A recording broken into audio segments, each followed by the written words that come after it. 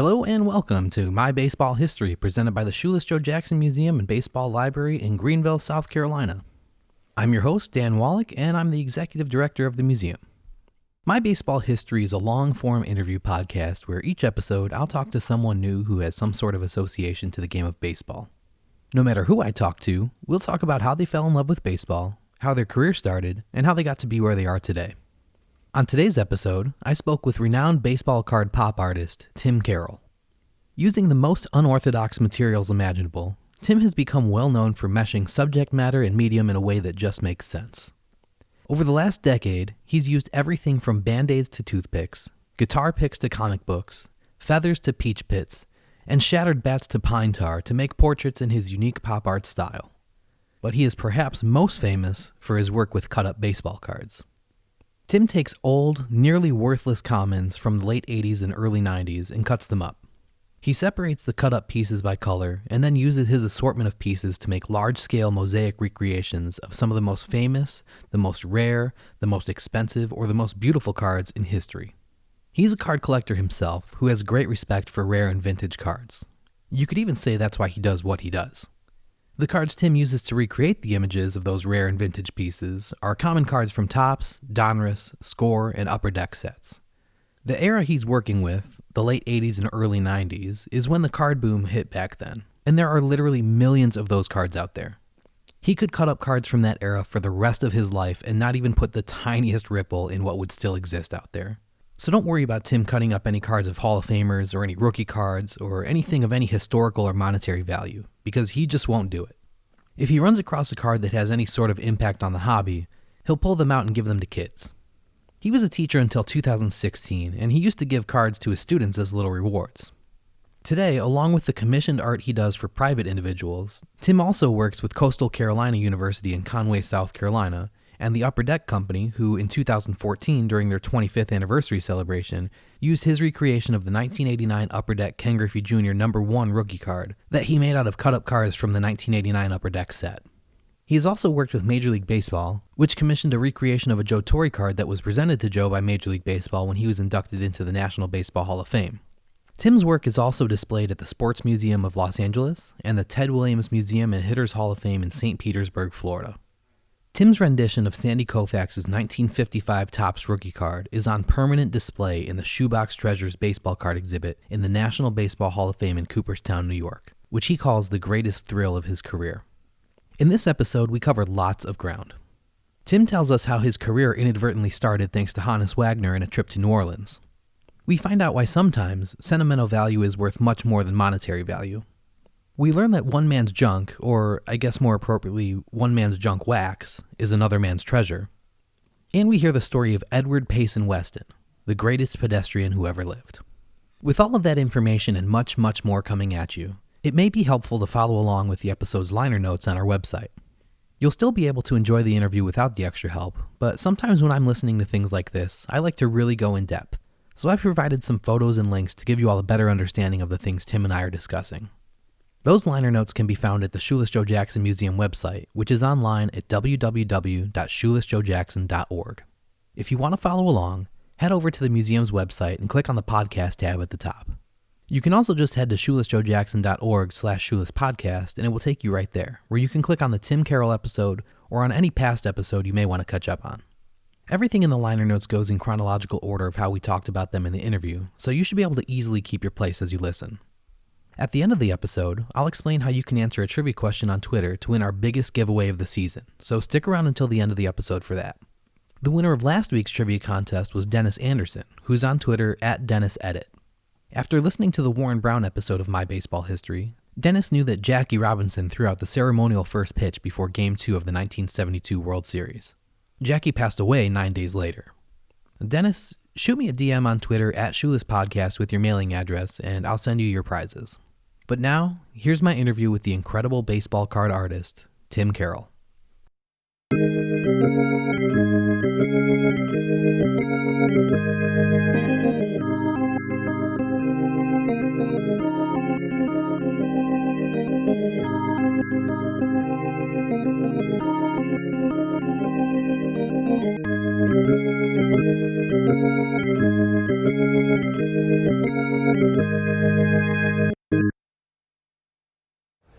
How would you describe what you do?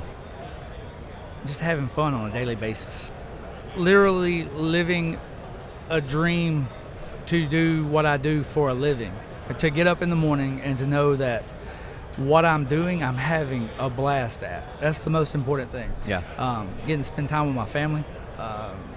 Not having to worry about answering to anything else. It's mine. And I get to, I guess you could say me put everything that I have into it to make it the best it is, the best it can be, and just continue getting better. It's just awesome just to be able to do that and know that I'm in control of how good something can be or how much time I spend on it. That's up to me. Yeah, it's great. It's a great feeling. I love the story of how you got started doing this. Can you tell me a little bit about the trip that you took with your wife to New Orleans? Yeah, absolutely. So back in 2009, my wife and I was finishing an education degree, and my wife had already finished hers, and she was presenting at a science conference in New Orleans. We were down there in the quarter, walking through, checking out all the different kinds of art, body paintings, pictures hidden inside other pictures that were painted on the walls, voodoo art, just different kinds of fun stuff. Yeah. And it started raining. We stopped in at a 7-Eleven and picked up a magazine, and I saw just a small quarter of a page blurb about the 100th anniversary of the Honus Wagner T206, and started laughing and was like, wouldn't it be cool if I could trade all those commons in my closet for one of those $1 million Wagners? And my wife said something along the lines of, why don't you try that? You have a ton of them in there. And I said, it doesn't work like that. It's not quantity, right. It's quality. Right. And so it got the wheels turning, and I started thinking why there wasn't an art piece. It's the 100th anniversary of the most important baseball card in the hobby. How is there not anything more being done about it? So I got home. Over the next couple of weeks, as time allowed, I pulled those commons out of the closet, started looking through them, and hey, this kind of looks orangey. This kind of looks like this. And I started overlapping the cards with no intentions of cutting them. But I started realizing that I needed to cut like the borders off to make this work. Once you cut the borders, it's game over. Uh-huh. So I went ahead and started cutting as necessary. And in the end, I had this really crude, I call it my concept Wagner. Mm-hmm. And I posted online hoping that some of my buddies that were on the message boards would get a kick out of it and just a little laugh. And the response was a lot different than I anticipated, in a good way. Yeah. They were like, whoa, this is cool. Can you do this? Can you do that? I started doing the 52 tops mantle. And I started doing the 89 upper deck Griffey. And those three cards, looking back on those three and where I'm at now, they were rough. Mm-hmm. And I've actually redone the Griffey and redone the mantle and almost finished with redoing that Wagner 10 years later. That's cool. To make those three important cards kind of match where the skill set is now. Yeah. Because, like I said, I try to get better with everything that I do. But what really took it off was when someone asked me, can you do this right here? How much would you charge? Mm-hmm. I wasn't thinking about turning it into a little business. Right. But I was, again, about to be a teacher, and anything that would help take the family on a weekend vacation, weekend trip, mm-hmm. It's almost like a trip going to the movies as much as it costs now. So it was just anything extra help. So I did a commission and started taking on more commissions and getting the wait list, and it's just taken off. It's crazy. The internet is insane. Yeah. Those three cards that you've redone, are those, I know you normally have a pretty strict, once I've done a piece, I'm never doing it again. Correct. Are those the only three that have broken that rule? That's it. And I still own the original Wagner. I still own the original Mantle. I still own the original Griffey, which is signed by Ken. So I have those three, and those are mine. I like to look back and, So you can compare your progress? Oh, my daughter laughs at the Mantle. She said it looks like a kindergartner did it. But that's comparing it to what I do now. Yeah. Hey, it's a Everybody's journey. Everybody's got to start somewhere. It's a journey, right? And that's the best part about it, is that I feel like I'm still learning every single piece I do. I'm still learning. So how do you physically, do you draw out Yes. a plot? I have I just create little I call it a little road map. I use a grid approach. Everything is scaled up. I was a math teacher, so everything is done in proportion. I scale it up, and then I do the grid approach, where you take a smaller picture, draw the grid over the larger piece, put the drawing down, and it is a rough sketch. Yeah. It's just okay, this little area here is going to be a little bit darker than this, and then it's cut and glue. Yeah. Yeah. I read an interview that you did a few years ago. When you realized how much fun you were having doing this, you made a list of the cards that you wanted to get to. And two of the examples that you gave in that interview were the N162 Cap Anson and the N162 King Kelly cards. What were some of the other cards that immediately came to mind, other than the Wagner, the Mantle, the Griffey? What were some of the ones that you were like, these are cards that are important to the hobby, I want to do these? A 33 Gaudy Ruth. Yep. The 33 Gaudy Lajoie. Some of the iconic sports cards in general, not just baseball, but the 79, 80 O-Pee-Chee Gretzky, which I've done, 86, 87 Fleer Jordan, which will be finished next spring. The big ones, there's the big one. But at the same time, the more I dig into the cards, the more I realize that when you're talking about an actual card being important to the hobby, it's not necessarily the greatest of art pieces hanging on the wall. You walk past and you see some commons. I can only imagine what certain commons from either the 1951 Bowman set or even the T206 set. I think the guy's last name is, I don't know how to pronounce it, Pattee. It's a horizontal card. The background is all different colors. It's almost like the Ty Cobb bat off shoulder. So many different colors in the background. It would just be a beautiful card to hang on the wall. So it's not necessarily how important it is my goodness, it would make a beautiful art piece. And so I've kind of shifted in that direction of which ones look better. I was talking to a gentleman yesterday here at the National about he was considering a Mike Schmidt card and was talking about the 73 Topps rookie. And after talking to him for just a second, I was like, the 75, that's where it's at. Let's do it's a nicer card. The 75. it's a solo piece. All the color. Right. The 75 scream 70s. He's got those chopped sideburns going. Yeah, if you want to collect a card, obviously the rookie card. Absolutely. But if you're having an art piece made, make it the prettiest card. That is the difference. Right. Aesthetically pleasing. Something to hang on the wall and walk past and just stop you. Yeah, absolutely. Are there any cards that you're hoping somebody will commission you to do? Oh, man. That's yeah, there's certain, I can think of like maybe the 87, 88 Fleer Jordan. Love something a little bit, where it brings Jordan closer to the camera. Yeah. 86, 87, it's iconic, but it doesn't have Jordan facing the front. 87, 88 does. I think the colors on that would be good. I would love to do some of the 90. This is going to sound weird. The early 90s Provision cards. Okay. Those little art cards. Those were so fun. Yes, to I remember pull. those. Yeah, so I would love to do something like the Bionic Bow or Don Mattingly with the pinstripes behind him. Yeah, that's fun. Awesome. Yeah, those would be incredible. Have you ever gotten a commission from somebody and you're like, you want me to make that?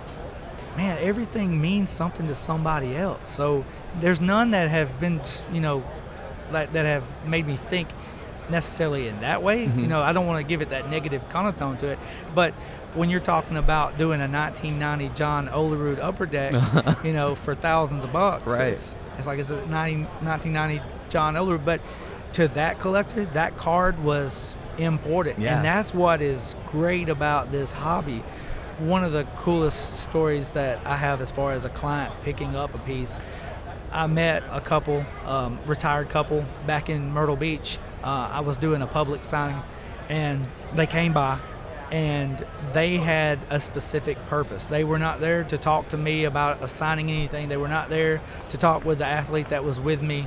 They were there to talk about ordering a piece for their son. Their son had sent them, he lived in another state, and he had sent them down to talk to me about, he wanted a signed print, and they got that, but that's not why they were there. Yeah. They wanted to have something done for him without him knowing it. And he was an 86 Mets fan, and Mookie Wilson was his guy. We talked about the 86 Topps Mookie, but the 87 was the one we settled on.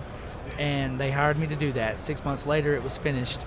And they went and got him, drove him down, or he drove down to where they were at. I'm not sure how that worked out, but they rode together all the way to the house, and he had no idea where he was even going. Of course. They were Yeah, they basically were telling him this is a road trip, but there's a great destination at the end. And so he spent the better part of a Saturday driving to get to the house, and they pulled up. I had the garage door lifted, and I have a lot of art hanging on the wall, prints on the wall. They get out, and the first words I heard out of his mouth was, "Oh, I know where we're at now. Oh my." And they walked into the garage, and he was telling me how long he had been following my work, and it was very humbling. But I told him, I said, well, there's another reason why you're here. Your parents brought you here for this reason. And we walked over to an easel and pulled out the Mookie, and tears were flowing. I mean, you're talking about this 40-year-old guy whose parents thought enough and just wanted to have him something like that. And it's a 5-cent card, but to him, it's priceless. Right. Yeah. Are there any cards like that for you? Like when you were collecting? Yeah, 62 Topps Mantle. I mean, that's a Mantle. Yeah. But it's not one of It's Mantle's. not the 52. Right. No, the 62. Right. Card number 200. Yeah. When I was 10, my dad, we had humble beginnings. We didn't have like I like to say, my parents gave me everything I needed and a little bit of what I wanted, but we didn't have the extra there to go out and do anything hobbyish. I had a measly stack of cards after a year, and it was consisted of 87 Topps and 88 score. And my dad was like, "What is your best card?" I said, "That 88 scored Greg Jeffries. It's like $3. It's awesome." It was the greatest thing. And so one day, my dad worked the night shift. One day I came home from school, and my dad told me, he said, "Hey, go get your cards out. Go get them. Are you sure Jeffries is the best card you have?" I said, "Yeah, I know that. I've read the stats on all of these cards. I know what I have." He's like, "You've got a Mickey Mantle or something." And I was like, "Daddy, I don't have a Mickey Mantle." He said, "Go get your cards." I started flipping through there. I said, "Dad, I don't have a Mickey." Oh my goodness. And there was a 62 Topps Mantle stuck in there. Amazing. Yeah. So That's incredible. How encyclopedic is your memory of what card sets look like? So if somebody says like, "Hey, I want you to make the 86, 87 clear MJ rookie card," do you know like, okay, I can go to the 1988 score cards that have those colored borders and and be like, these are the cards I can use to recreate that piece? Or do you just start flipping through and see like... For baseball cards, I use baseball cards. Yeah. For basketball, I use basketball. And each sport relative to the piece. Baseball, I know. Yeah. Basketball, I have a general idea. Football, I'm less knowledgeable about as far as the cards go. I know the Topps flagship sets along the way. And some of the early 90s Stadium Club, things like that. Yeah. But baseball, my memory's really, really good. Yeah. And as many baseball pieces that I've made over time, I take a box of cards. I take the piece that I'm about to make. I'll take an 8x10 of that piece, and I will look over that picture and know that, okay, I'm going to need this set, this set, this set, this set, and I'll go over to my shelf with a box and start pulling stacks of those cards out. Yeah. And get to work. Do you have a favorite card set? The aesthetically pleasing? 87 Topps. Yeah. A lot of portraits in there, so I get a lot of flesh tone. Yeah. And with those portraits and those chest up pieces, you get a lot of jersey. You get a lot of sky in the background. Yeah. You get a lot of... Every now and then there's some full body poses of players that have grass behind them. Donnie Moore, Milner for the Reds, he has a lot of green behind him. Yeah, there are certain specific cards that lend themselves better than others. Oh, I'm sure. Not just a set, but individual cards. Yeah. Yeah, Brian Clutterbuck, I have used him on a lot of cards. 87 Topps. What do you think is better about baseball cards today than 100 years ago? I don't know that there is anything better. Just discussing with a client earlier this morning, the gentleman that has my Christy Mathewson T206 portrait. How did they get it so right 120 years ago, back in the 140 years ago, back in the 1880s, when you're talking about the N162s, the Goodwin champions, the Cap Anson, the Kelly, Tim Keefe, and then you move on into, and not just that set, but I mean some of those the black and white set from the late 1800s. There's a Cap Anson portrait in that. Yeah. And then you move into the T205s and the T206s, T227s. Those cards are beautiful. And just recently, seeing Anson Whaley on Twitter with his pre-war cards account. Yeah. Great stuff, by the way. Anson's awesome. Yeah.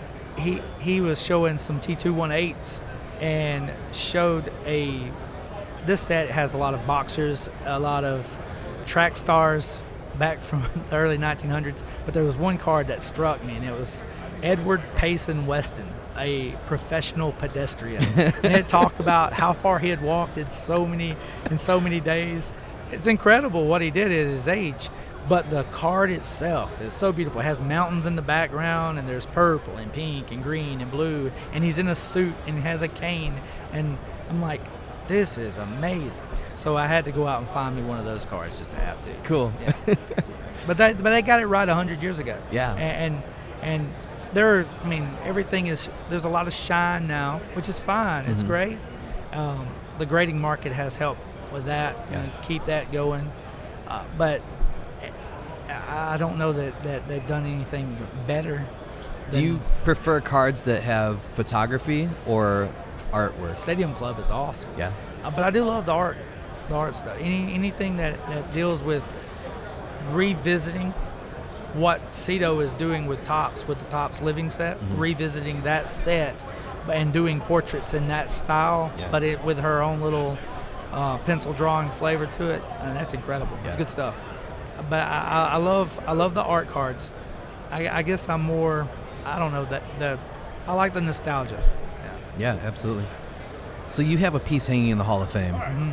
How did that come about, and what is that like to know that something you created is hanging in the same building where they have Babe Ruth's bat and Shoeless Joe Jackson's shoe? Like, what is that like? I honestly, I promise you that I don't think that it's really settled in, Back in January, I got the email from the Hall of Fame letting me know that they were going to be opening the Shoebox Treasures exhibit in May, and they asked if I would be willing to donate a piece for a wall that they have a committee that selects certain works. If people donate items to the Hall of Fame, that committee will decide if they will even accept it. Yeah. So it's not just you donate something and then they just stick it in, on the shelf. Right. It has to be accepted, cataloged, preserved in their way. And it has to be something, according to them, that's relevant, something that they want. So when she told me that they had already pre-approved that and they wanted a piece of my work to highlight that wall, I stood up, I read it 2 or 3 times. I had my wife read it. I'm like, is this a spoof account? What is going on? Is someone messing with me? But I don't know. I couldn't tell her yes fast enough. Yeah, let's do it. Let's go. That's incredible. What do I need to do next? Right. Is FedEx open? Let's go. Yeah. I've seen you post images of your take on Van Gogh's Starry Night. Your favorite painter has to be an Impressionist, right? Yeah, it's Van Gogh. Okay, it's got to be. Yeah. It's Van Gogh. I love Chuck Close, too. Okay. So back in high school, we were studying some art in my class in high school. My grade at my high school was the first art class in our high school's history. Cool. And that's because we didn't have the funding there, but we had a college art teacher that came in, decided to do a class, and I got to learn about Chuck Close. So I got to see how he turned little circles into, when you back out, it's a portrait. Yeah. That's definitely an influence. That's what you're doing. It's definitely an influence. Yeah. I've tried to describe your work to a lot of people, and what I just end up having to do is showing them like the original Satchel Paige card and then what you did to it, and they're like, holy like, yeah, I know. Why do you think I love this guy? Well, thanks. So you've been a full-time artist for a couple years now. Yeah. Do you miss anything about being a teacher? Oh yeah, the kids, 100% the kids. They're so funny. I taught 3rd through 5th grade math for the most part. Every now and then I would teach a 1st or 2nd grade class that needed a little bit of extra help. They may have been behind, but the kids are so funny and they're so impressionable. And if you go in there and you have a good attitude as a teacher, it turns right on to them and they have a good day. And I miss the kids. Yeah. I miss talking to peers, to teachers. I work at home during the day. My wife teaches. My kids are in school. I'm there by myself. It's pretty isolated. And I like to talk, obviously. My schnauzer probably thinks, man, this guy doesn't shut up. He's like, we need to get him back to work. Yeah. I need to sleep. But, yeah. So, I mean, I miss that. Yeah. I really do. There's a couple pieces that you've done over the course of your career that you didn't use cards for, you used other mediums. Mm-hmm. I'm just going to give the premise of a couple of those. Mm-hmm. Let me know why you picked that subject and the medium. Mm-hmm. So obviously we have to start with the Joe Jackson piece that you made with 19 black socks and 8 white socks. Mm-hmm. Okay, so it goes back to when I was in college back in 96. I had one semester of art in college. That same guy that came down from the college to teach at our high school ended up giving me an art scholarship to go to Itawamba. And I was not really good with the art critiquing, the mood, pretentious. Yeah, I'm not. That's not me. I'm a very literal person. Yeah. Sometimes too literal.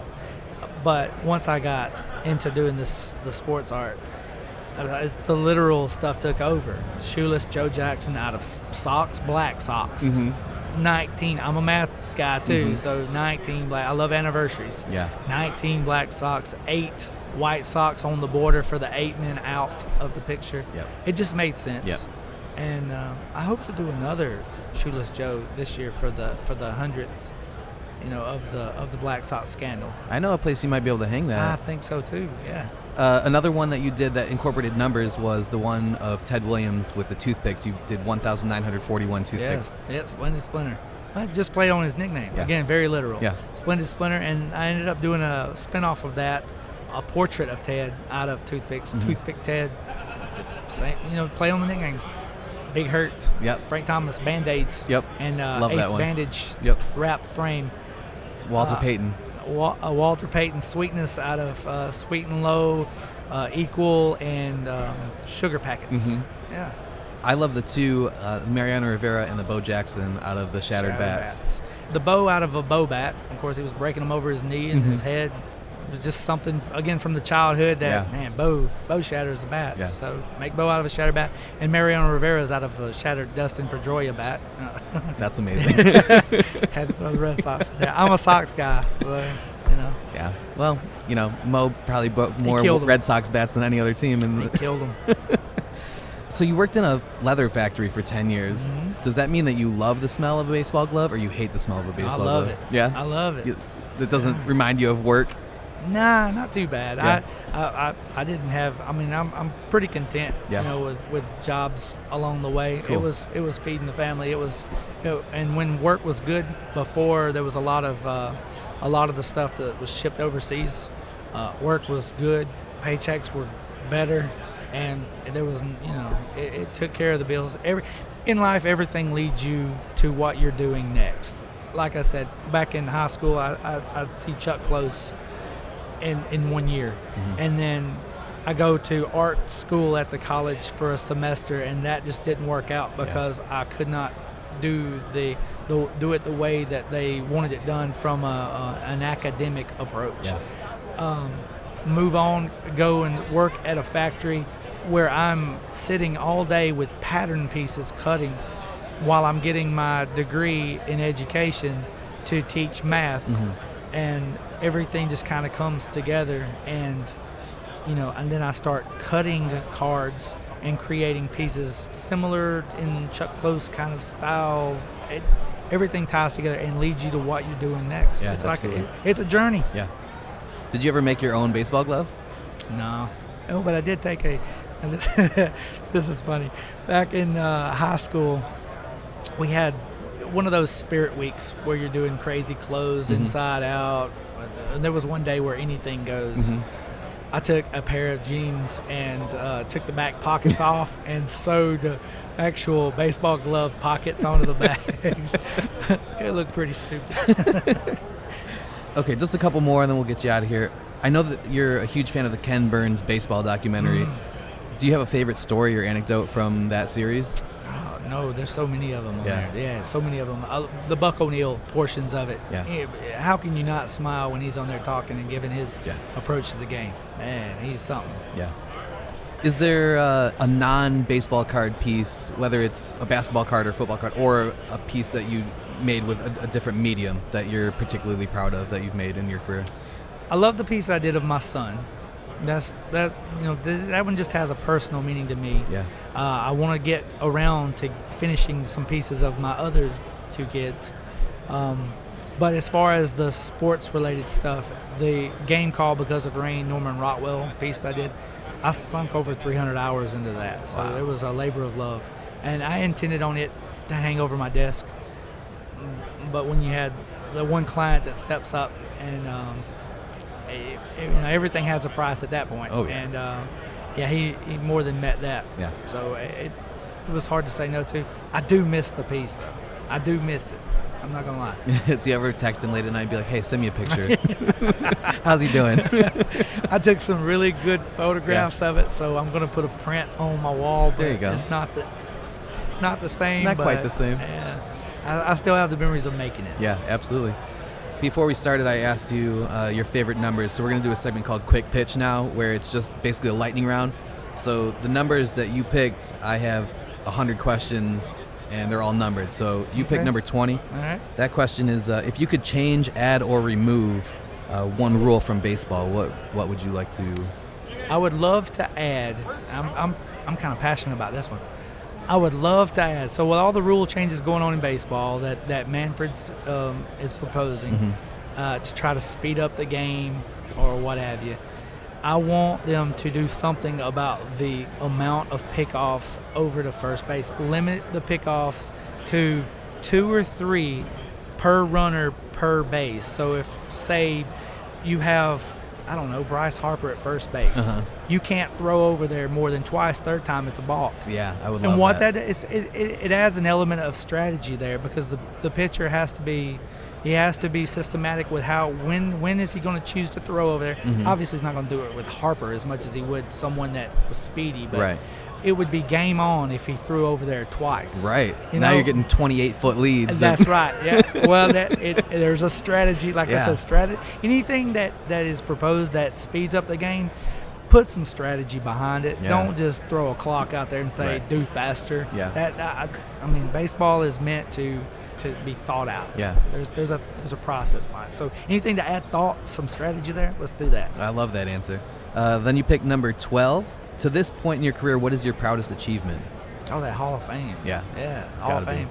I mean, there's nothing better than clients that are buying my work and people sharing my work online that's allowing me to do this for a living. Nothing beats that. Yeah. But as far as like a single one moment, that's the Hall of Fame. Yeah. I mean, I played baseball in high school, but I wasn't good enough to play past that. You know, those are. You're talking, like you were saying earlier, Babe Ruth's bat, and even me loving art, guys like Rockwell hanging on the wall there in Cooperstown, and Yeah. I have my work hanging on there too. It just doesn't seem right. It's, But yeah, you're in pretty exclusive company in that it's hallway. incredible. Yeah. Then you pick number 16. In 50 years, when people are still talking about you, what do you hope they're saying? golly, I hope they're saying I was a good guy. I hope they're saying that, was a good family guy, a husband, dad. Otherwise, I don't know. Would they be talking about me in 50 years? If your piece is still hanging in the Hall of Fame, they're going to be saying something. I guess so, yeah. All right, then you pick number 53. What's your favorite drink? Mountain Dew if I did a soda. Lemonade. I'm a lemonade guy. Yeah. And I'm a craft beer snob, so, Yeah? yeah. Do you have a favorite craft beer? Bell's Two Hearted Ale. Where's that from, do you know? It's Michigan. Okay, It's cool. Michigan beer. All right, and then the last one that you picked was number 78. Who is the kindest person that you know? My wife. Yeah. Oh, man, yeah, she's great. She takes care of me. Yeah. Without her, I don't do any of this. Yeah, she takes care of me, and she's awesome. Great. Is there anything on the horizon that you're excited about, work-wise, life-wise? Yeah, just everything. My kids are growing up. My daughter's in getting into nursing school. My oldest son just recently got a driver's license, so he's venturing, learning, how how to do his own thing. Is that terrifying? Or? It's horrifying. But, I have to sit back and know that this is just a part of life, and I've got to, that's scary, but you don't want to turn them loose, but at the same time, they've got to be their own people too, and that's what that's all about, and their own little journeys.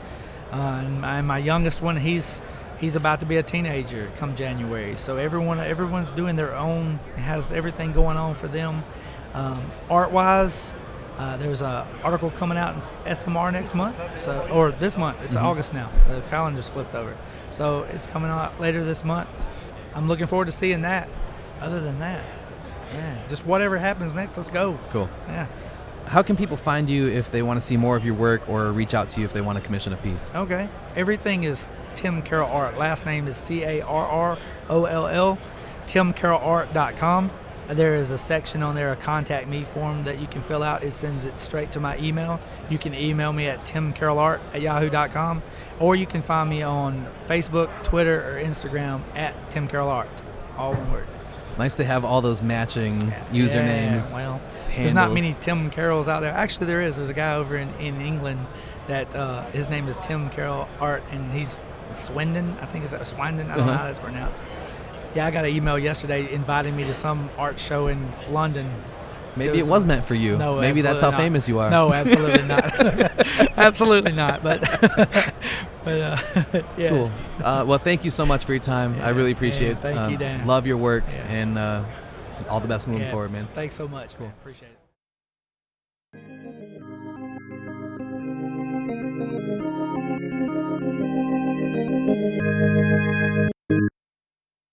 All right, now it's time for a segment called What'd You Think, Mom?, where we talk to my mom who just listened to the interview with me, and we ask her what she thinks. This is my real, actual mom. Her name is Lori, but I've always just called her Mom. Can you say something to prove that you are my mom? So I was there when you got your very first Topps set of baseball cards. It's been a while ago, and every set since then, and I would never dare throw them out. There's a lot of moms who can't say that, so thank you. Right. So I've heard. It's funny that that's a story that's so common among people, and I think that's one of the reasons why the baseball card hobby blew up and then collapsed on itself the way it did, is because so many people wanted to keep those cards in the 50s and 60s, and their moms threw them away, and now all the million Mickey Mantle cards that were produced, there's not that many out there anymore. Right. And so guys go back thinking, okay, I'm 50 years old, and now my Mickey Mantle rookie card should be worth hundreds of thousands of dollars or whatever it is, and then it's not there anymore. And when people started realizing that baseball cards did have value in the 80s and 90s, people started collecting them and using them as like their retirement plan. Is like, I'm going to keep this 1987 Topps set for 50 years, and it's going to be worth $150,000. And when everybody had that mentality, and nobody were like, everybody's mom got on board of like, okay, don't throw these away. Right. This could be valuable. Then it wasn't, because everybody had it, and everybody had that mentality. And Topps and Upper Deck, especially, there's a lot of controversy about Upper Deck producing way more of the Ken Griffey Jr. rookie cards than they claimed that they did, because they realized how hot it was selling when it became the card that it became. And so that was a scandal. They say, oh, we're only making X amount, but there is proof that there are full sheets of the Ken Griffey Jr. card just being produced. Right. And that killed the hobby, because everyone realized these cards that I was thinking were going to be super valuable are worth nothing. So those two phases, the 1950s kids who thought, oh, I have that card. You're welcome, all you psychology majors, because that was the start of therapy in the 70s, right? 70s and 80s. And now the second phase is going on for all the people who think that they have a retirement plan as that. And, them and, 2 million other guys are going after that card. So. Right. So all that being said, yeah, what do you think of Tim Carroll and his interview and his artwork? It was really so neat to see what he does, because back in the late 60s, this thing called photorealism popped up. Mm-hmm. And I think when you were kids, it was still a thing, because we would have puzzles of it. But oh my God, it was like when it first started, boom, That's what was going on with pop art in the late 60s in the United States, and that was one phase of it. And being, a young kid and then teenager when this was all hitting up, it was like the Van Gogh happening in his art world. That's what these guys were doing back then. And so the twist that Tim Carroll puts on that movement is a baseball person's dream come true. It's so cool. Yeah, to watch him work in person was really interesting. We met at the National Card Convention in Rosemont last year, and he was doing a live work at the convention and brought his whole setup and brought, he's working on a Mike Trout card. So he had hundreds of cards cut and ready to go of like, okay, Mike Trout's on the Angels, so it's a red jersey, red helmet. He knows he's going to need lots of red, so he had his red set up, and there's a lot of black in the card, so he's got his black sections cut and ready to go. But then he also has just dozens of cards laying on the table of like, okay, well, what if I need blue here? Right. So I got to flip through all these cards and find the blue that's the right shade and the right size. And if it's a big section of blue and he needs to cut a couple cards, well, all right, well, now what? To see how he lays everything out and then to watch him actually go through and do it was really cool, because you can look at the finished product and I guess you would assume that like, yeah, he's got to have some sort of a system, but who knows? Right. I mean, it's when you hear him talk about the Norman Rockwell image that he recreated took hundreds of hours. Yeah, 300 hours for that. And it's such an iconic thing. I hope people who hear this will go to his website and look at his art. Don't just look at it. You need to really drill down to it to really appreciate what he has created. To look at, for example, in one that we were looking at, how he achieved the color of blue was flipping over the back of a card and pulling up the checklist cards to see the detail. But then when he uses faces to achieve whatever flesh tone he's trying to achieve, and you look, again, drill down and really enlarge it, and you see all these different faces looking up at you. And it's when you pull back, just like a pointillism, like other paintings that we're familiar with, when you pull back, you get the big picture, and it's great. But when you drill down, you see the genius of what he's doing and the craft. The genius and the insanity. Well, I don't have anywhere near the patience that he has to do that. And also, using scissors for that long isn't fun. His hand must be killing him. I had to take constantly. 2 Advil just looking at all those little pieces, I'm telling you. Yeah, at the National Card Convention, though, I took a bunch of very detailed pictures of his setup and the finished products that he did. He had on display the Satchel Paige card that he did, and the Bo Jackson card, and the Jim Brown card. And then obviously he was working on the Mike Trout card. So I took very detailed images of those, and I'll put those up on the liner notes too. So people, if they can't enlarge the photos on his website big enough, I'll make sure that they can see really detailed exactly what he's doing, because it's incredible. It is incredible. So before this interview, I'm a sports person, but I don't think I have official geek status yet. I hope to achieve that one day, maybe, I don't know. But before this interview, I knew what a T206 Hannes Wagner card was, and I knew that Wayne Gretzky owned one at one point, and what a big deal that was, and how there were some numbers before the word million attached to those cards. Now, after listening to someone in this field, I never knew what the word commons meant in relation to baseball cards, or have him reel off sets that he wanted, or sets that were infamous, or sets that was just really interesting to see, how when you asked him what set, or when he knew he liked a particular set because that was the one that had the most portraits, and so that was a great material source for him, for his craft. Yeah. Or even hearing him talk about specific cards, like what makes a card valuable today is its scarcity a lot of times. And so the fact that he has single-handedly probably made the Brian Clutterbuck 1987 Topps card more valuable because he has destroyed hundreds of them. You're welcome, Brian. Right. And that kind of stuff is funny to me. Like, right. As somebody who collects records, I know that I have personally single-handedly changed the market on some of the records that I collect.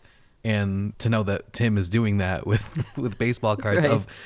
He has tripled their value from 8 cents to 24 cents, but he's tripled it nonetheless. Right. I liked his Hall of Fame story and about getting an email. Not sure if it was a spam issue or not. And then, rereading it, have his wife read it. Can this really be real? And finding out he's pre-approved, and he's like, yeah, is FedEx open right now? Let's go. Get in the car and you're out of there.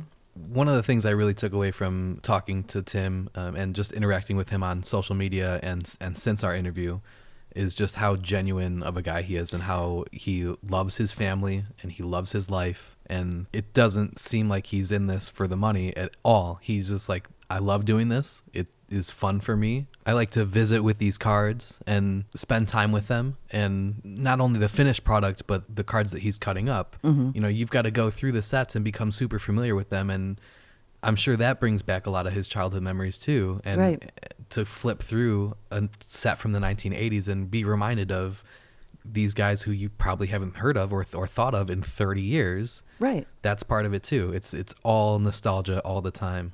Just handling the cards. Mm-hmm. The cards today are shinier. They're more of a gimmicky compared to what the other cards were back when I was growing up. The texture is different, and I'm sure the aroma when you open up, a set of cards from 1973 mm-hmm. is going to be a lot different than what you're getting today. Mm-hmm. Yeah, there's a thing that goofy people do where they'll try to find old baseball packs with gum in it and chew the gum. Oh, man. And now we have the ER guys. You're welcome. And we thought the Tide Pod challenge was stupid. They're literally chewing like 30-year-old gum, and it's not good, but it Wedding brings cake back... and Seinfeld with Elaine.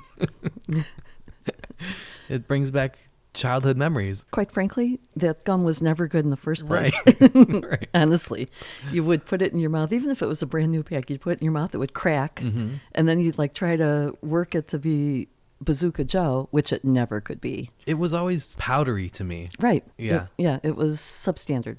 Yes. But it wasn't the deal. It was just there as filler, I guess. Mm-hmm. When talking about his personality, when he was speaking, first of all, that fantastic South Carolinian accent. Mm-hmm. I had never seen a picture of him before the interview. Just listening to his voice, you could tell he was such a nice guy. Mm-hmm. And the answers to his questions and how happy he seems in life, mm-hmm. in how he looks at this career as a gift. But he was a teacher, again, special person. When you asked him who his favorite person was, hands down, his wife. Mm-hmm. Then when you mentioned about how he is a fan of Ken Burns' baseball, how often do we hear that in mm-hmm. the course of the interviews here? And when you asked what his favorite parts of those were, or favorite story or whatever, Buck O'Neill. Mm-hmm. That's who he is. He may not have the baseball stories, but he has the personality of, mm-hmm. and he conveys the next door neighbor. That's the guy you want to live next door to. Mm-hmm. That's the guy you call at 3 a.m. when you need something. He would be there for you. Just a really cool guy. Yeah, he was great. Tim was actually the first interview I did for this podcast. I saw him post on Twitter that he was coming to Chicago for the National. So I hit him up on Twitter to pitch this idea for a podcast interview that I'd never done a single episode of, and quite frankly didn't even own the equipment for yet. And he said yes. So I was kind of like, oh crap. Is FedEx open? And then a couple weeks later, I saw Greg Kreinler also mention on Twitter that he was coming to Chicago for the National. So I hit him up and I was like, look, listen, I'm already interviewing Tim Carroll at this thing, so you might as well sit down with me too. And Greg was like, yeah, okay. If it's good enough for Tim, it's good enough for me. And I was like, all right, Tim doesn't even know what's going on. So I've got two guys fooled. Tim believing in the premise of the show and trusting me enough to know that I was going to help him tell his story and that I wasn't going to be a waste of his time. It's the reason that all the other interviews of this season happened and the reason why this podcast is moving forward. So well, thank you, Tim. Yeah. Thanks. Well, and that's who he is, right? Right. There you go. I liked when he said that one of his favorite artists was Vincent van Gogh, of course, Mm-hmm. And I especially liked that he did Starry Night, his homage to Van Gogh, mm-hmm. with baseball cards, a different twist, but similar styles in that they think outside the box. And the other person he mentioned was Chuck Close, who was the photorealist guy. Mm-hmm. Just very cool. Yeah, I kind of think that Tim's artwork is like Impressionism because when you're up close, it makes no sense. Right. But the farther away you get from it, you're like, oh, okay, it's a Jose Canseco card. But yeah, it's the ability to make something, and I think that's what is so impressive to me is when you're sitting that close to it, you can't see the picture. Right. So for him to be able to visualize what it's supposed to be, and that he kind of talks about that with his process of he makes it into a grid and blows it up, and he's like, okay, well, all I need to do is focus on this one section. Exactly. That's how and you I know handle what it. this section's supposed to look like, and then I just hope that this section blends with this one and this one and this one, and then they all work. So for all you students out there who suffered through math and never thought you'd apply math principles in your adult life, see, we told you. Graph paper, remember that?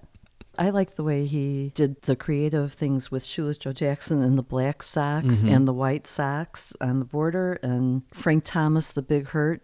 A lot of these were Chicago players, by the way, when the special ones. So you have Frank Thomas, you have Walter Payton, Sweetness with this. Oh man! So yeah, honest to God, look at those, and you will see what we're talking about with how you really need to study the trees before you just look at the forest. Go in and drill down to the trees, and it's really cool. Yeah. This doesn't necessarily have to do with what his craft is, but when you asked him on the quick pitch questions, what rule of baseball would he change, add, or delete when he talked about limiting the number of throws for the pickoff throws from a pitcher? Yes, please do that. Please do that. Where do we sign that petition? That just seemed brilliant. Yeah. I'm on board with that. Yeah, one of the rules that they're proposing for this this shortened season, if it even happens, is if the game goes to extra innings, whoever is batting starts with the runner on second base. That is so silly to me. First of all, logistically, what runner goes? Is it the guy who made the last out? Yes, that's what they're saying, right? Is the pitcher who starts the inning responsible for that runner? If he gives up a hit to the first batter, a run scores. So does he get an earned run? I don't know.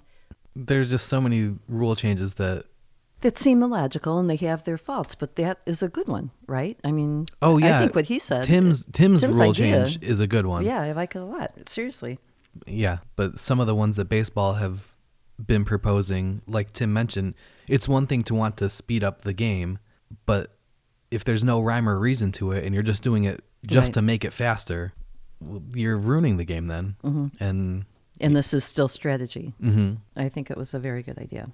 For all you moms out there who now are on the second bubble where there's a gazillion cards and your kids, sons and daughters who collected them, might not want them, don't throw them out. Send them to Tim and let them be reborn again into another form of art. Well, I know that a lot of Tim's followers actually do send him their commons because they know that they're not worth anything. And yes, make sure you okay, moms, asterisk on this one. Make sure they're commons. Yeah, I'm sure if somebody sent Tim a box full of 800 cards and 3 of them were Mickey Mantles, he wouldn't cut up the mantles. But that's been a great source for Tim because it costs money to buy all these cards that you're cutting up. Right. And at a certain point, there aren't hundreds of common cards available at a time. Like there's always lots on eBay and stuff, or you can buy full sets. But if you've got your fans and followers just sending you their old cards that are just sitting in a box for decades with nothing, happening to them, yeah, that's a cool way to make something special. Yes, reduce, reuse, recycle.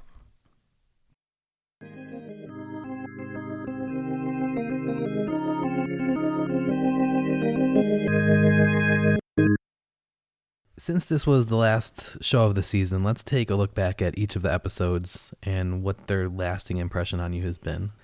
The first episode of the season was the introduction to the show, where I told my story, and we didn't do our now famous segment, What'd You Think, Mom, after that episode, so I've never had a chance to ask you, what was your favorite story or anecdote from that one? It was great listening to you tell how we became associated with the museum and how a chance visit, because we're history geeks and baseball geeks, turned into this now more than a decade-old relationship. Mm-hmm. That's one of my favorite stories to tell, is the way that the vintage games happen and then who all was there, and how I kept coming back year after year, not because we were playing in some baseball game, it was because of the people who were there, and getting to meet the people who were descendants of Joe Jackson and Ty Cobb, and becoming family friends with the Jackson family. And Mike Nola was there, and Tom Perry was there, and then Mike Miller, and he was then the first interview episode of our season.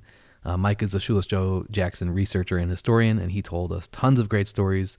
The one that sticks out to me is hearing the true account of how Joe got the nickname Shoeless, What did you take away from that interview? What I love about Mike Miller is the passion that he has that got him to the point where he could tell that story, because he's the guy who figured it out definitively. Mm-hmm. And it takes a special person and a special woman behind him to get to that point. And because he, Mike Miller, grew up as a mill rat, a term for someone who grew up in the mill villages here in Greenville, South Carolina, he has a special insight into how Joe Jackson's life was in those early years and in those later years, and what it was for the family left behind, and why or how it formed Joe into being a provider for that family, and always having that in the back of his mind as he proceeded through his professional career. Mm-hmm. Just the fact that he created that book with all of the game notes and box scores and everything, it's constantly a valuable resource. And even to the point where just this past week, Gary Sieradkowski, who's the guy who did the artwork for the podcast, he emailed me and was like, do you have the newspaper article that tells the story about Joe getting the nickname? And do you know exactly what the date was and all this? And I was just like, dear Mike, please send me. And within 2 hours, he got off work and sent me the article. So having him as a resource is invaluable, not just to the podcast and to the museum, but to the community, to be able to keep Joe's story alive. That's what we're trying to do at the museum. And having somebody like Mike on our team is a huge deal. Absolutely. The next episode was Greg Kreindler, who is a baseball artist who takes black and white photos and paints them in stunning, realistic color. To me, hearing him describe how he does his research to make sure that every single detail is correct, and telling the story of sending Bobby Thompson a letter 60 years after he hit the shot heard around the world to ask him if the lights were on at the Polo Grounds so his painting would be accurate, that was the essence of Greg Kreindler. The insane levels of research to make something perfect. He's a hero for all us perfectionists. Still amazed at his ability to take a black and white image and the way he adds colors. It might be a black and white image that you've seen 100 times, and after he does his magic with it, it just jumps off the page, and now you're looking at it because now it's very real and it's relevant, and you want to relate to the person that's being portrayed in that image, where before it was just, you might gloss over it. Now you can look at every little detail. Yeah. Then we had the Phil S. Dixon interview. Phil is a Negro Leagues historian, a researcher, and author who, along with Buck O'Neill, was one of the founders of the Negro Leagues Baseball Museum in Kansas City. To me, Phil's stance on the statistics of the Negro League players and how he will never claim that any supposed lifetime statistics are accurate, that's something that stuck with me from that interview. He really is the savior of the history of the Negro Leagues. He's one of the last, if not the last, professional link to having personal relationships with a lot of the players as a person in journalism. Mm-hmm. And I also was fascinated by his ingenious methods of tracking down sources. Mm-hmm. And those are things I would use tracking down our own family history. Mm-hmm. Then we spoke to Craig Purcell, who is the tour guide at the Field of Dreams movie site. Craig talked about some behind-the-scenes stuff from the movie and finally answered the question for me of why Ray Liotta batted right-handed in the movie, even though he was portraying Shoeless Joe Jackson, who famously batted left-handed. I just answered that question for somebody in the course of conversation within the past week, honestly. Somebody talked about that, and I'm like, I do know that, as a matter of fact, and this is why. Okay, but for Craig, how cool to come into work, look out over that field, seeing it empty at times, ghost players on it at times, amazed fans just standing there soaking up the space at times, and you're getting paid to do that. Mm-hmm. Then walking around inside the house, letting the magic of that space wrap around you until you have a group who have come, and you're the one who weaves the magic around them. Yeah, just a great storyteller also. Next up, we had Brian Bernardoni, who is the official historian of Wrigley Field, and Brian told us the true story of what happened during the 1932 World Series when Babe Ruth is said to have called his shot. Great listening to Brian. So many backstories that were surprises to this born and raised Chicago girl, including how the 1933 Century of Progress led to the All-American Girls Professional Baseball League. Yes. And in the past couple weeks, there have been some calls for a sequel of A League of Their Own to be made. That starts off at the scene that you talk about. Perfect. Because when African-American female ball players tried to show up to the tryouts, they were turned away. that scene in League of Their Own was a nod to that story happening. And so now with all the social justice stuff that's going on, people are saying, let's tell that story. Right. And there were 3 female Negro League players. So to tell their story and have a biopic about them would be an appropriate thing and an incredible story that not a lot of people know about. Right. I'm ready. Let's do it. I'd love to see that. Then we spoke with Joey Mellows, who is on Twitter at BaseballBrit. And Joey is a British baseball fan who quit his job to travel across America, going to as many baseball games as he possibly could, from major league games to independent league games and everything in between. What I took away from that interview was Joey's 3 ways that Major League Baseball can improve their product. And some of those go to pace of play and just making things more exciting, more entertaining. What did you take away from that interview? I loved how he goes on this major road trip with a baseball park at the end of each day. Mm-hmm. What could be better? I'm ready to do that right now. Yeah. Well, you can go on the trip. There's just not going to be a game at that park. Well, but the park is there. Then we had Joey's friend, British baseball artist Andy Brown, who has traveled all over the world live painting baseball games. His story of going to all 30 Major League ballparks in one season to paint them all, and just hearing the exhaustion and the optimism that came with a trip like that is something that I will not forget. Right. For me, the whole tone of his interview was set by the way you were able to connect with him when you actually connected with him, how things happen for a reason. And it happens at one of the most magical places of baseball lore. Mm-hmm. Yeah, absolutely. And the Field of Dreams has been a running theme, and it wasn't meant to be. I didn't set out to try and tie Shoeless Joe or Field of Dreams into every single episode of this podcast. In fact, I tried not to, because I didn't want people to think like, oh, you're just doing this to promote the museum, or you're just, you're just trying to sell us something. Like, no, that's not what this is about to me. I want to tell the story of baseball history and the personal stories of the people who make baseball what it is. It just so happens that almost all of them have had some sort of connection, whether it's emotional or physical, to the Field of Dreams or to Shoeless Joe. And that's been cool. I think looking back now over the course of all the episodes, besides Field of Dreams, there are just certain recurrent themes. And again, it's not planted. Right. It is just what it is. So it's Field of Dreams. It's the Ken Burns documentary. And Buck O'Neill's name keeps popping up. And when you catch part of Ken Burns baseball during, the quiet season, and you see how many other talking heads there were so many other people. But it's He's Buck the one O'Neill. that resonated with everybody. He touched America with that. And he's long gone. I mean, how old is that series? I think 1995-ish, something like that. Yeah, I would say maybe even earlier. But yeah, at least in the 1990s. So 25 years at least. And still, do we remember the words he said? No. But we remember the feeling he evoked within us. Again, just those certain things that touch everyone. So going back to Field of Dreams, there's 2 parts of it. There's the physical space of the Field of Dreams in Dyersville, Iowa, but then there's also, of course, the movie. And with Father's Day being within the past 2 weeks of when we're doing this episode, how many times did the last Dad You Want to Catch? How many times that came up in Father's Day? Again, just people mentioning that or whatever, or seeing it pop up on Facebook or social media. Right. After Andy Brown was Warren Brown, who was the bat boy for the Big Red Machine Cincinnati Reds. And to me, what I'm taking away from that interview is his story of how Pete Rose got him the job and then continued to actually treat him like a real member of the team. And also Pete's dedication to his craft and his level of detail and attention and just everything that he did to stay in the game and stay as productive for as long as he did. There's a lot of nasty stories about Pete Rose out there, but it was nice to hear some really good ones. And the specifics that Warren gave of how he honed his craft. And it's not an accident that he is the guy he is. For me, listening to it and being an active baseball fan when Pete Rose was playing, it was the chance to be taken back to that time when he wasn't thought of the way he is today, but he actually was considered a living legend. And you went to the park, if you got to catch Pete Rose playing a game, it was like watching Michael Jordan play basketball. It was a hot ticket.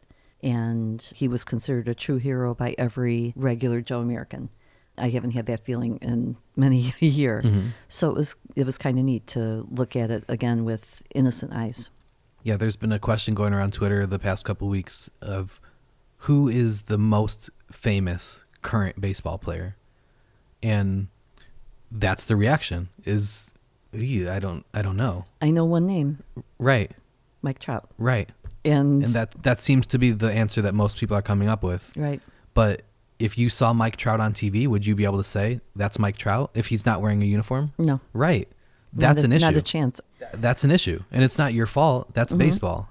That is something that baseball has not been good at historically, is promoting the people. It's baseball much more promotes the teams, and it's Yankees versus Red Sox. This is important. Whereas in the NBA, it's, hey, it's Michael Jordan versus Magic Johnson. Right. And they happen to play for the Bulls and Lakers, but I want you to watch the people. And that's something that has carried on throughout the decades of the NBA when they understood it's a player-driven league.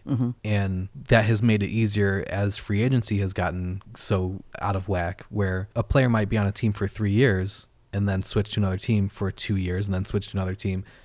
They're still going to have fans because people are a fan of the person and the player and his style, where in baseball you don't really see that. And that's a shame because so many people miss out on these great careers and these great athletes because, he only played on my team for a season and a half, so who cares?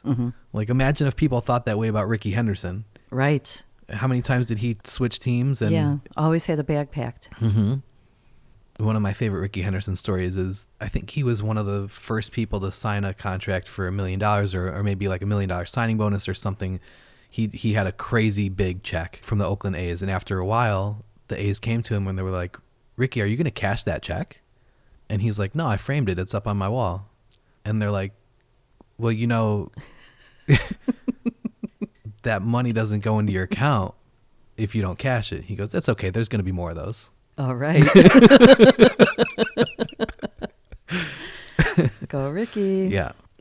And then finally, our interview with Tim Carroll, who got me started with this podcast and now fittingly brings our first season to a close. What do you think is the thing that you'll remember about this interview in a few months when you look back?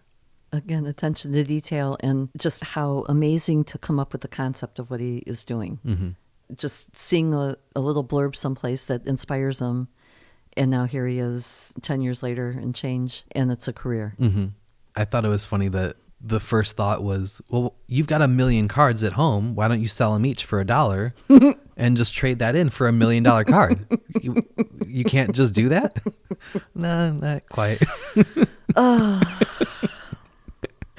Like, I had an entire closet in my house is just full of my baseball cards, and not only the full sets, which I don't think I'll ever get rid of, but the individual cards that I collected for years before I was just going after the, complete sets. When I was collecting cards and going to Hawthorne Coin and Card in the mall and AU Sports in the strip mall in Skokie, and going after individual cards because I liked Ken Griffey Jr. or I liked Frank Thomas or I liked Robin Ventura, and trying to collect their cards because that's what you do. Right. And I've got thousands and thousands of those cards. And that's something that Phil Dixon brought up in his interview. I mean, he had tens of thousands of cards by the time he was 20 years old. And I think that's a common story with a lot of people who that's how you fall in love with the game. And I think that's another reason why baseball has fallen off is that the hobby killed itself. And they turned it into a collecting game as opposed to a way to promote their sport, where they started doing every single card had game used this, game worn this. Well, if you know that every single pack that you buy has one of those cards, those packs aren't $2. Those packs are $6 or $30. Yeah. And you price out the kids who you're trying to attract to your sport. Right.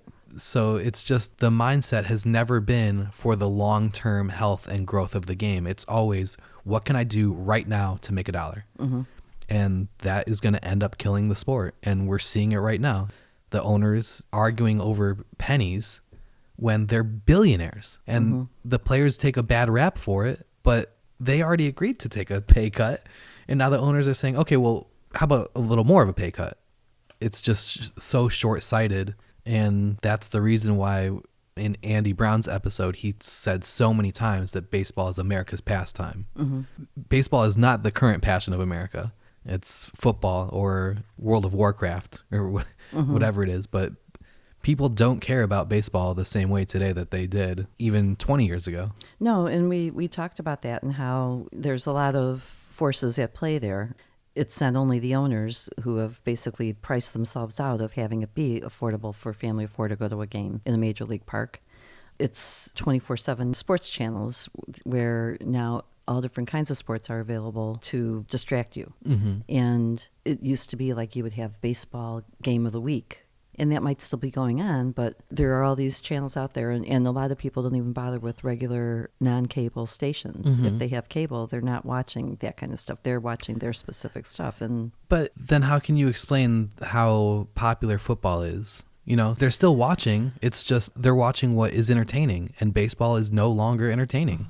Right, but when you had a captive audience and there weren't a lot of options, it's like, okay, you watch that. Mm-hmm. So you, by default, you know the players. You have a hometown, a civic pride for your hometown team. Mm-hmm. But you would have somebody who stayed with the same team for their whole careers. And as soon as free agency came, then that went out the window. So then you had the baseball strikes, and then you had the money issue. And there were a lot of things that came into play of why it isn't that way anymore. So. Mm-hmm.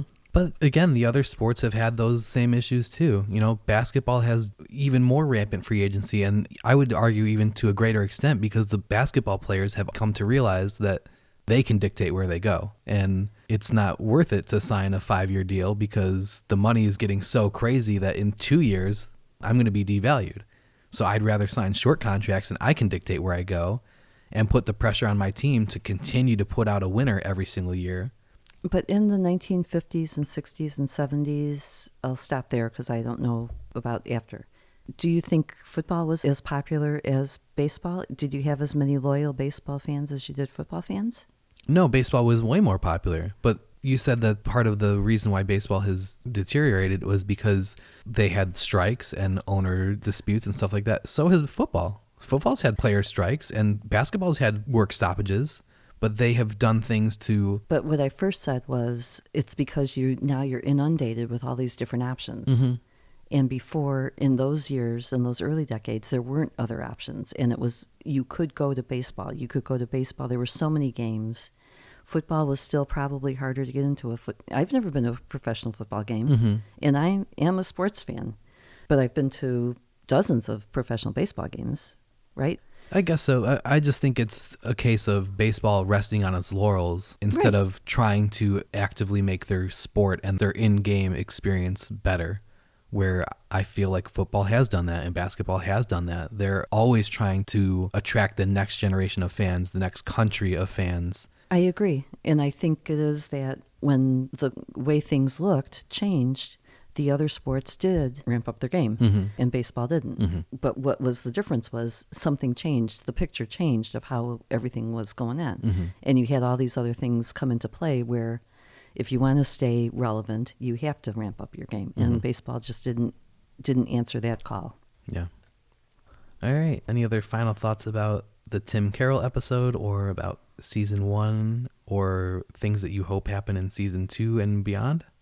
With Tim Carroll, I will keep an eye out now that he's on my radar. I'll enjoy watching his work. I thought the name of the exhibit at Cooperstown was clever, Shoebox Treasures. Mm-hmm. But for the podcast, what happens during our off season? Well, we go on vacation. Oh, do we? All right. I'm buying a house. Oh. So that's going to happen on break. And we're opening a museum, hopefully. That's exciting. So we'll be decorating and organizing those 2 spaces. So yeah, we should be doing some podcasts during those encounters. Those will not be appropriate for all ages. Should I try and get Rafael Palmeiro? Do you need someone to take notes while you're there? Will you only show up if he has his mustache, though? No, I'm okay. Okay. I'll take that trip anyway if he's at the end of that. All right, so Rafael Palmeiro, AJ Pierzynski. Yeah. Who else? Well, for old time's sake, I'd say Randy Hundley. Carlton Fisk. Dave Winfield. That would be wonderful. I don't know how accessible he is, but yeah. Just saying, no one wore Yankee stripes like Dave Winfield. He was a good player, too. All right, I'll get to work and see okay. what I can... Now I'm highly motivated. Did you just create a Twitter account? Thanks, Mom. Yep.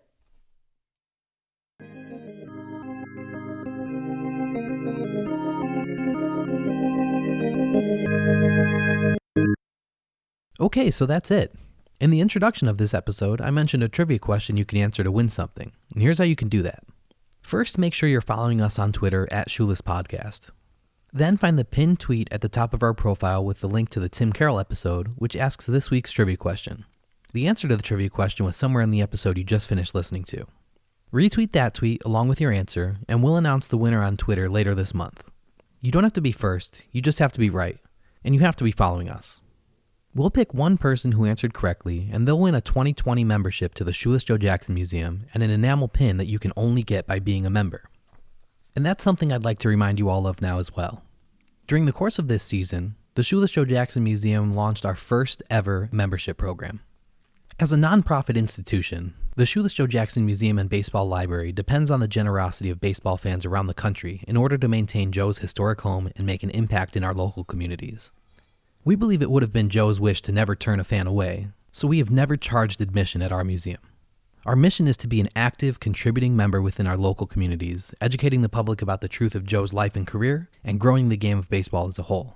Your membership dues allow us to keep admission free for fans of all ages while executing our mission. Some of the things we plan on doing as a museum are renovating old ball fields in and around Greenville, South Carolina, where Joe is from. Some of these ball fields Joe actually played on, and others have just been run down over time. We also want to create literacy programs to encourage the youth of the area to be able to read and write, which is something Joe never learned how to do. Doing things like donating books to local libraries, having book club meetings where we discuss baseball books, or going out into the community and reading to children are ways that we plan on doing this. Your contributions, whether they come in the form of memberships or as donations, allow us to do these things and all the other great things we have planned for not only our museum, but our community. So please go to our website, www.shoelessjoejackson.org, and click on the Join tab at the top. When you select Annual Membership, you'll be able to pick the membership tier that best suits your budget. We know times are tough out there for everyone, but we promise that whatever money we raise, we're going to put to good use. During our interview, Tim mentioned the T218 card set, which came out around 1910. Most sources list the set as coming out in 1910, but it's very possible that it was produced over a handful of years, like many of the sets back then, including the T206 set. The T218 Champion set doesn't include athletes from the four major American sports, mostly because the NHL wasn't founded until 1917, the NFL didn't come around until 1920, and the NBA wasn't created until 1946. The set does, however, include plenty of intrigue. Much of it is made up of boxers, including Jack Johnson, whose card is easily the most famous in the set. But there are also track and field stars and a random assortment of various other athletes from all sorts of things, including billiards players, roller skaters, auto racers, and even participants in the sport of walking, who were called pedestrians. As we learn on the back of one such card, Edward Payson Weston is probably the greatest pedestrian that ever lived. Weston was born on March 15, 1839 in Providence, Rhode Island. As a teenager, he published books about his father's trips to the California Gold Rush and a novel written by his mother. Weston first received attention as a notable pedestrian in 1861 when he walked 478 miles from Boston to Washington, D.C. in 10 days and 10 hours. He arrived in Washington at 5 o'clock p.m. on March 4th and was strong enough to attend Abraham Lincoln's inaugural ball that evening. He began his career as a professional walker in 1867, when he went from Portland, Maine to Chicago in 26 days. He covered a distance of 1,326 miles to win a prize of $10,000. Weston gave lectures to crowds of spectators on the health benefits of walking both during the walk and afterwards. But there was some turmoil on that journey as well. Weston received several death threats from gamblers who had bet against him, and he was even attacked once along the way. It looks like not even walking could escape the attention of gamblers in the early days of sports in America. The next year, he went 100 miles in 22 hours and 19 minutes. In 1874, he went 500 miles in 5 days, 23 hours, and 38 minutes, including 115 miles in the first 24 hours. He was walking. Weston spent 8 years touring Europe, starting in 1876 in England, where he challenged England's race-walking champion to a 24-hour, 115-mile ultra-marathon. The Englishman quit 14 hours and 65.5 miles into the race, but Weston walked the full 24 hours and covered 109.5 miles. His performance caused a bit of controversy when he later admitted to have been chewing coca leaf throughout much of the race, possibly the first instance of an athlete getting busted for using performance-enhancing drugs. In 1909, he went from New York to San Francisco, a total of 4,000 miles. He walked most of the trip alone when the car that he hired to follow him kept breaking down. He was walking. But fans turned out by the thousands along the route to cheer him on. During that trip, he often had to rest without adequate food or shelter. Crossing the Rockies, winds were so strong that he had to crawl on his hands and knees, covering only 4 miles in 24 hours. But the old man pushed on, hitting San Francisco in 104 days and 7 hours. The fact that Weston made it is one of the truly great but forgotten sports feats of all time. But Weston himself deemed the trip a great failure, and so the following year, he hiked back, this time starting from Santa Monica, aiming to reach New York in 90 days, a total distance of 3,600 miles. He didn't end up doing it in 90 days, though. He did it in 76, and he was 71 years old, and he was walking. Thanks in large part to his daily dispatches of his travails, from blizzards to intense heat, rutted roads, bad shoes, and illness, Weston's trek became a wonder of the ages and attracted international headlines to the sport called pedestrianism. For half a century, Edward Payson Weston was one of the most famous people in the English-speaking world, as the first age of the international celebrity unfolded. The godfather of the pedestrianism movement, a sport that took the Victorian world by storm, he earned fame, fortune, and notoriety in an athletic career that saw him complete some of the most amazing endurance feats ever witnessed. There have been multiple books written about Weston and his journeys, including A Man in a Hurry, The Extraordinary Life and Times of Edward Payson Weston, which was written in 2012, and Walk of Ages, Edward Payson Weston's extraordinary 1909 trek across America, which came out in 2015. Notice how both titles describe him and his accomplishments as extraordinary. That's clearly what he was. If you have questions about the Shoeless Joe Jackson Museum, about the podcast, or about anything else, you can reach out on social media or email me at shoelesspodcast@gmail.com, and I'll try to answer them next season. If you want to send in video or audio recordings of your questions so I can play them on the show, that's cool too. If you have ideas for guests you'd like us to talk to on the podcast, send us your list. And if you know current or former ball players, managers, broadcasters, journalists, or if you are one, let's talk. Our first season as a podcast was incredibly successful. We've had listeners from all over the world, from 5 different continents: North America, South America, Europe, Asia, and Australia. From tons of different countries: the United States, Brazil, Canada, Costa Rica, England, Israel, Mexico, Montenegro, Sweden, Thailand, Turkey, and Venezuela. But as good as our first season was, we want season 2 to be even better. The plan was to do season 2 the same way we did season 1. Start out by banking some episodes over the past few months, and have enough in the can and ready to go that once we start launching the new episodes in late October after the World Series, we could do a new episode every week for 9 weeks. But with the coronavirus shutdown, no one has been able to safely travel for the past few months. So that means I haven't been able to get the head start I was planning on getting. When season 2 does start in late October, whether it's after the World Series or if the World Series doesn't happen, we're going to switch to 1 new episode every month and continue with that schedule until further notice.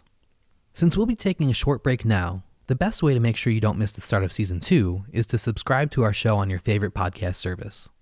My Baseball History is available on Apple Podcasts, Google Play, Spotify, and YouTube. It's also available on Deezer, Stitcher, TuneIn, Pocket Casts, Player.fm, iHeartRadio. There's literally dozens of places it's available online, and I promise that none of the ones I just said are made up. So whatever your favorite service is, there's a good chance you can listen to My Baseball History there. If you can't find our show on your favorite platform, let me know on Twitter and I'll make sure it gets added. If you liked season 1 and want to join the chorus of listeners who are singing our praises by leaving us a 5-star review, that would be great. You could be like Rob the Penguin, who left a 5-star review and wrote, "Mr. Wallach's well-researched interviews are fantastic. He really knows how to bring out the best of anyone he talks to. His mom is fantastic. This took me 34 seconds to write." Thanks, Rob.